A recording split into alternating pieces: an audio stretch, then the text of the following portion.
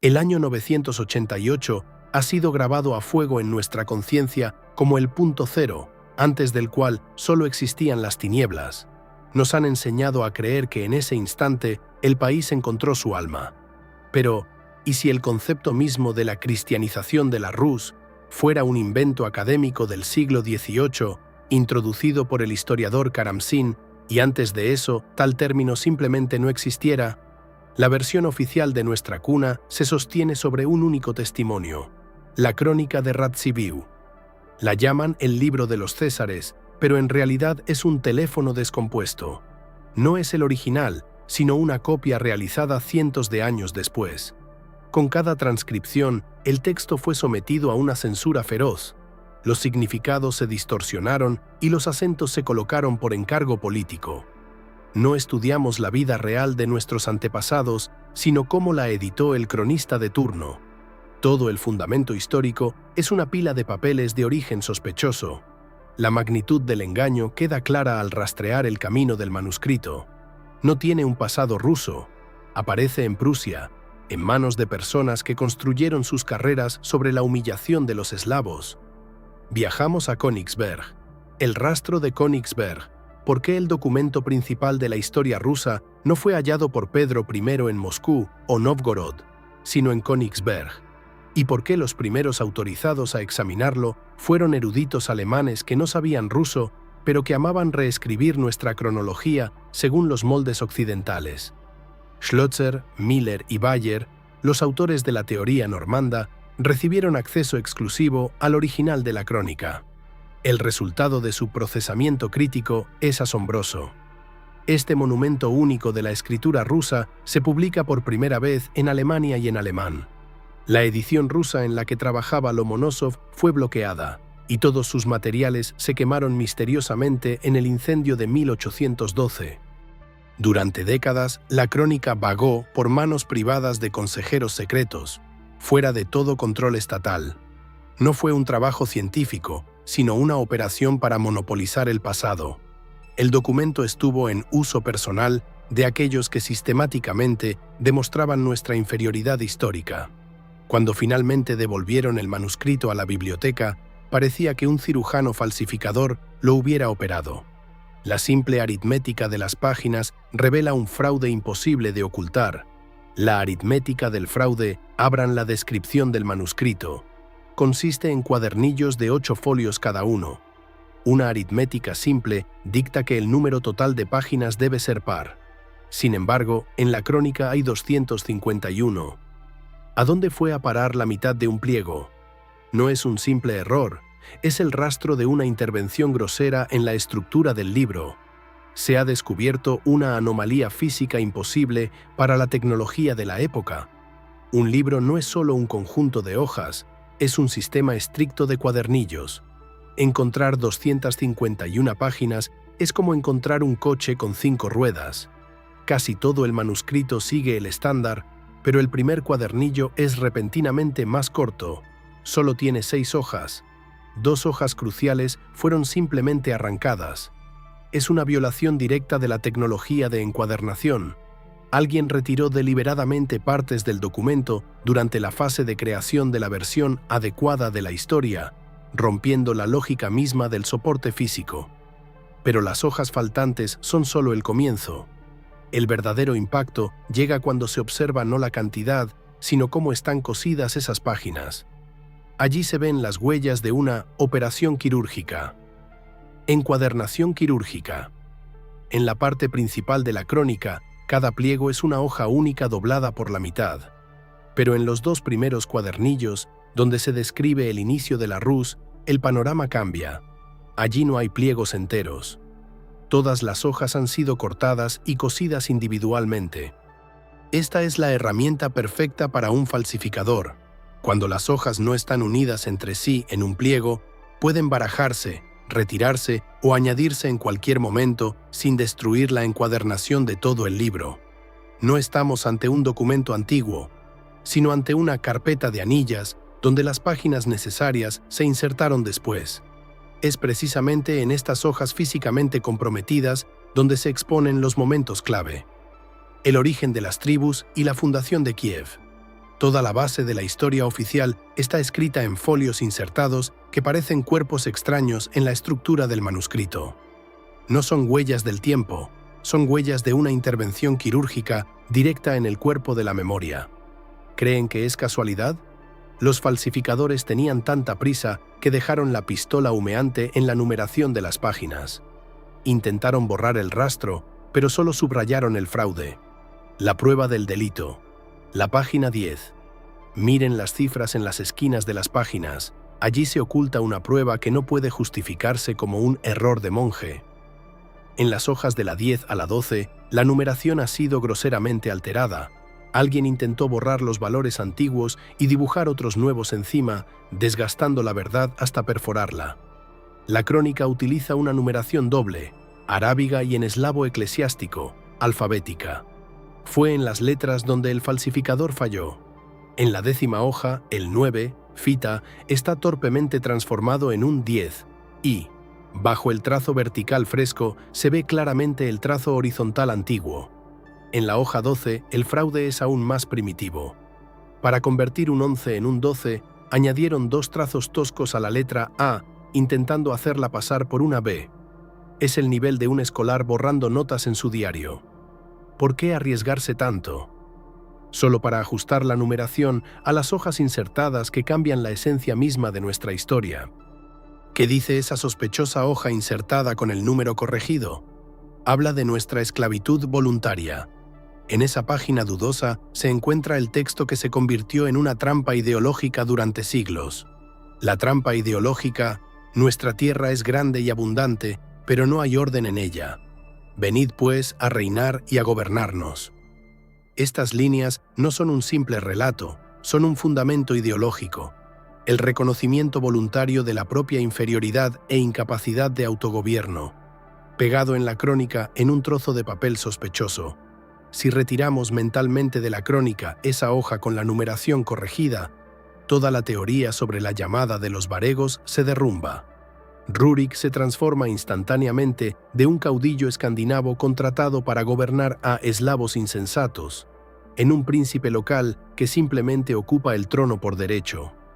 Durante siglos nos han inculcado que la estatalidad nos llegó de fuera como una merced, apoyándose en una sola página cuyo origen despertaría dudas en cualquier criminalista. Es la justificación histórica de la gestión externa, cosida en la base misma de la identidad nacional en un retal de papel añadido. El fraude político preparó el terreno para el fraude espiritual. La elección de la fe por parte del príncipe Vladimiro, descrita en esta misma crónica, no aparece como una búsqueda de la verdad, sino como un espectáculo coreografiado de antemano para una audiencia primitiva.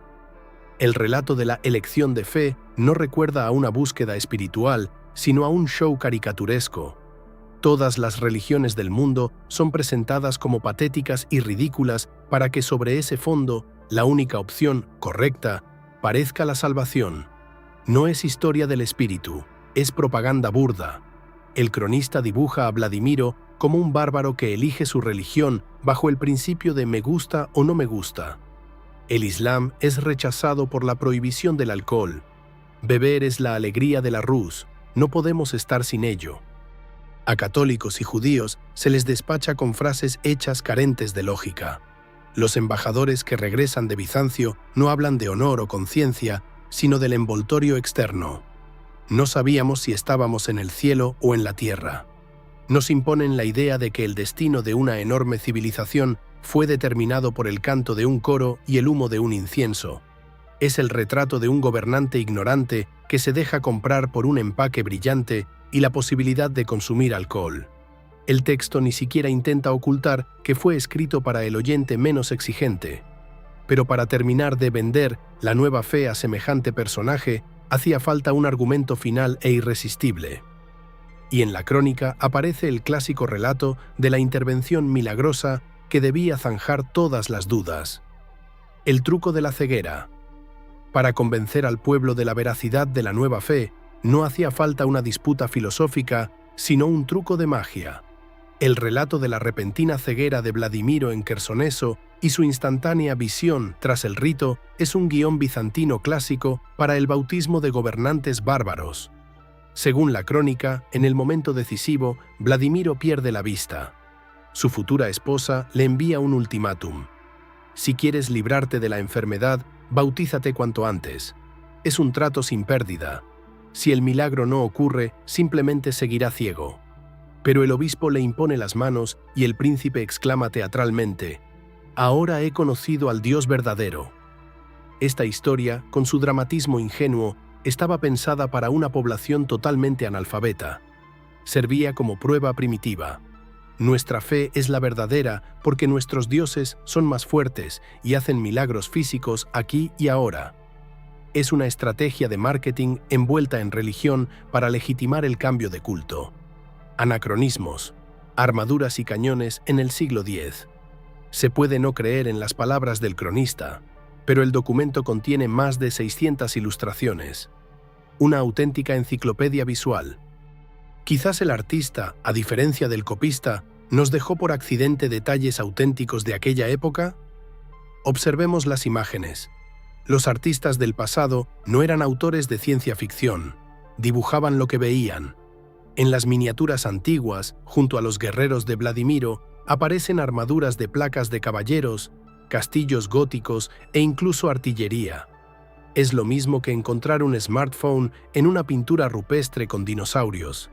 Las miniaturas de la crónica de Radziwiłł son la sentencia de muerte para su autenticidad.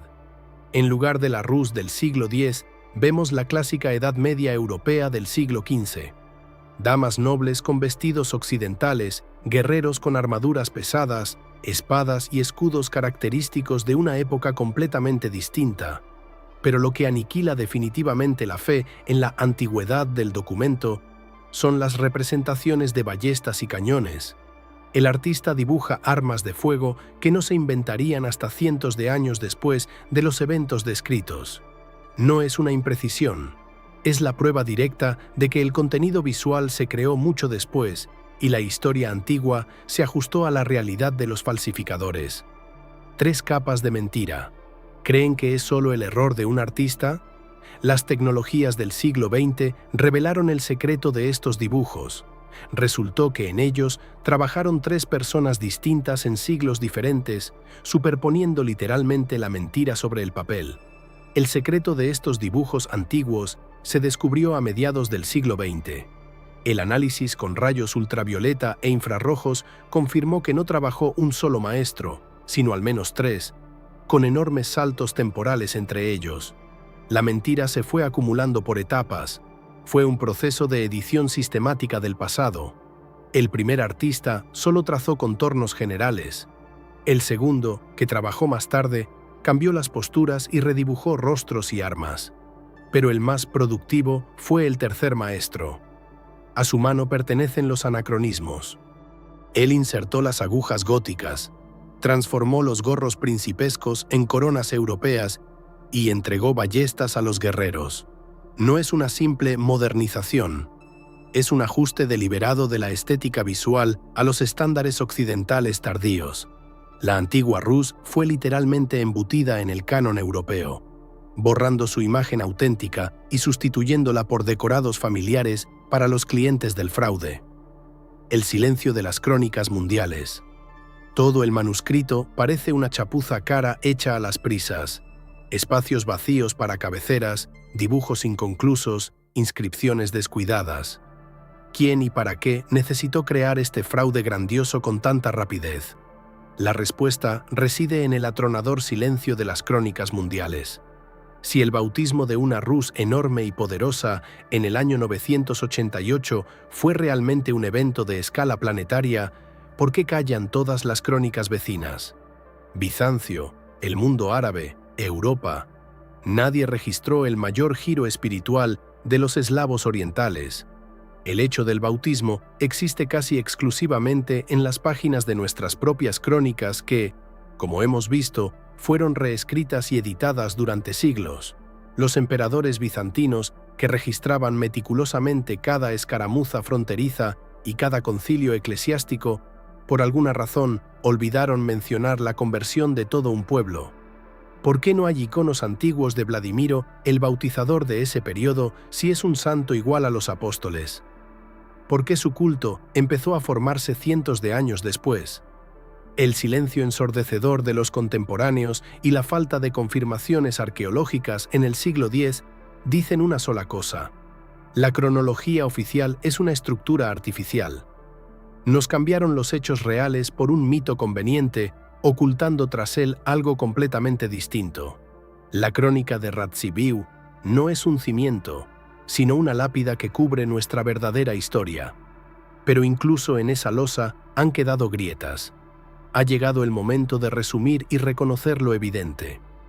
La crónica de Radziwiłł no es un espejo del pasado, sino un cristal deformado instalado por falsificadores. Estamos acostumbrados a apoyarnos en este documento, pero al examinarlo de cerca se desintegra, revelando las huellas de correcciones quirúrgicas y un encargo ideológico. Tenemos ante nosotros un manuscrito con una numeración plagada de agujeros, hojas insertadas y dibujos donde los cañones disparan en el siglo X.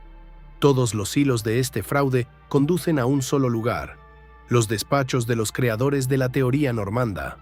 Necesitaban demostrar nuestra inferioridad secular y crearon una prueba donde los eslavos mismos piden ser gobernados y eligen su fe bajo el principio de «donde mejor cantan». Bajo las capas de esta propaganda yace enterrada una civilización auténtica y poderosa, que fue presentada deliberadamente como salvaje y bárbara. La verdadera historia no se encuentra en las copias editadas por los alemanes. Está en los megalitos de granito, en los símbolos antiguos y en las inconsistencias lógicas que los falsificadores simplemente no tuvieron tiempo de borrar. La versión oficial es una ficción. Es hora de ir más allá de los libros de texto escolares y empezar a reconstruir nuestro pasado a través de los detalles que son imposibles de falsificar. Suscríbete. Por delante solo quedan los hechos desnudos.